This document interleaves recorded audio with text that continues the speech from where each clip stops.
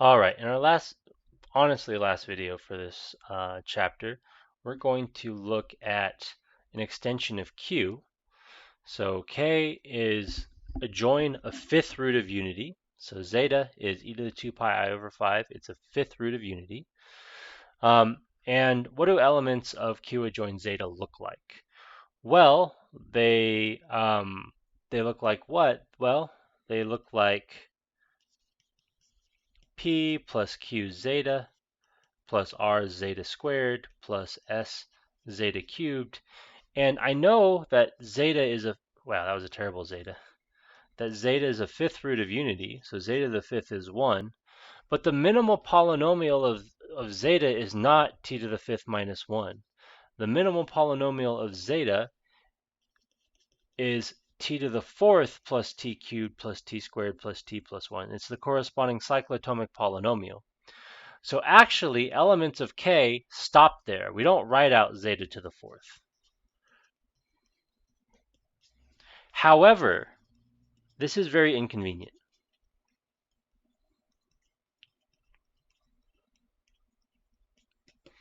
Now, the reason why this is inconvenient is because the Galois group has to send roots of the minimal polynomial to roots of the minimal polynomial, and we're missing zeta to the fourth in this expression.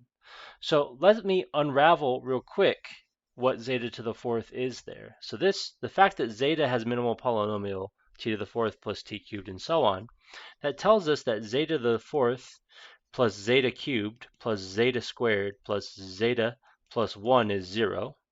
Or equivalently, zeta to the fourth is -1 minus zeta. Ooh, my zetas are getting worse, sorry. Zeta squared minus zeta cubed. So zeta to the fourth really is hiding in here. It's just we added in 1, and we added in 1, it made it a little bit more complicated to look at because we didn't have our zeta to the fourth. So there's two fixes we can do. We can either, one, remove the basis 1 and add zeta to the fourth. This is purely for presentation. 1 is still there.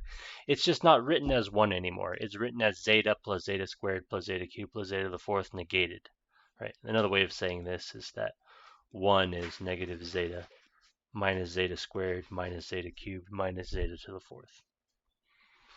Or option 2, we can just add in an extra zeta to the fourth, keeping in mind that the way in which we're going to express elements is not unique. There is a dependence among our elements. It's the latter one that I'm going to choose to use instead of the former because it just is psychologically more comforting for me. So what does it mean it's the latter one? We're going to represent elements of K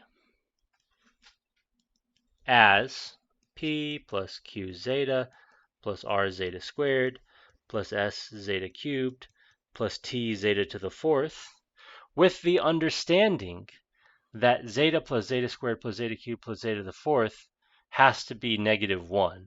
Okay, so these coefficients, that's going to impose some relationship among our coefficients. Now, I'm not going to work out because it's not relevant. I mean, it's relevant, but it's not worth it. All right, so this is what we're going to represent elements of K as, where the understanding is that the representation is not unique. If you wanted to go with option 1, you would just X out the P, and then it would become unique, and everything would be fine. Okay, so let's work out what the Galois group is. So the question is, what is the Galois group of K over Q?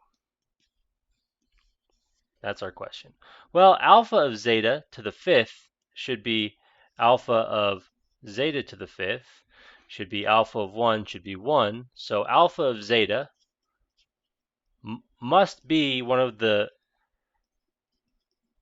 other fifth roots of unity, because when we plug it into alpha and we raise it to the fifth power, when we plug zeta into alpha and raise it to the fifth power, we get 1. So it must be that this is true for some I. And in fact, since our minimal polynomial is irreducible, we actually do get automorphisms that take a zeta to any of the other ones. So what we're going to do is we're going to get 4 different maps, one for each of the 4 different primitive roots of unity. So we get alpha 1, which is going to take p plus q zeta plus r zeta squared plus s zeta cubed plus t zeta to the 4th.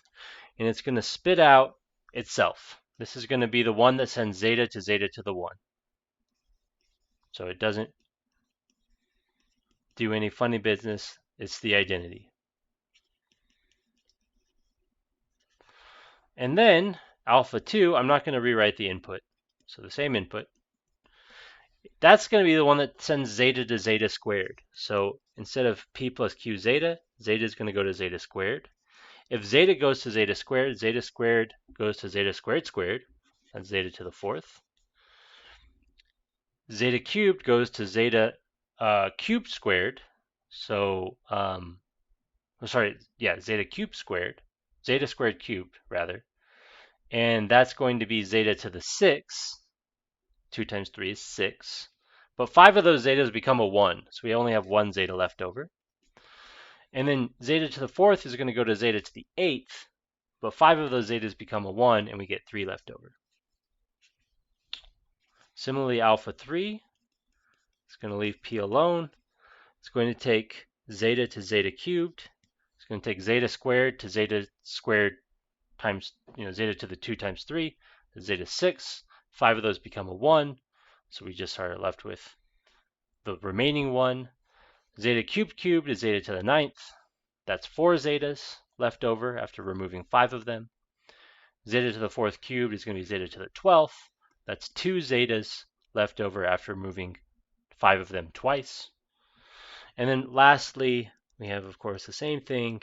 It's going to go to p plus q zeta to the 4th.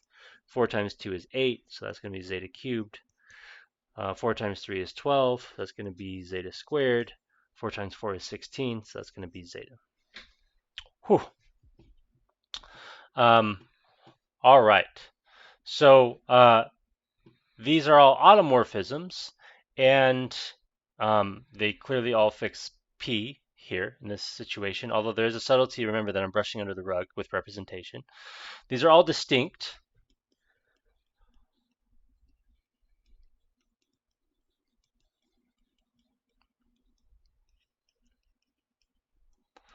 And zeta has to go to a 5th root of unity, and we've sent zeta to each of them.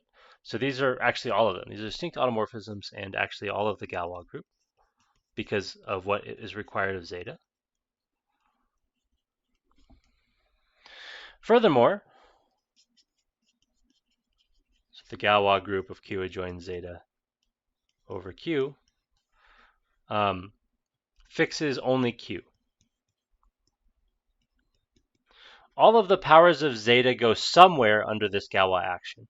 So this first guy, the second one sends zeta to zeta squared, so zeta squared is not fixed.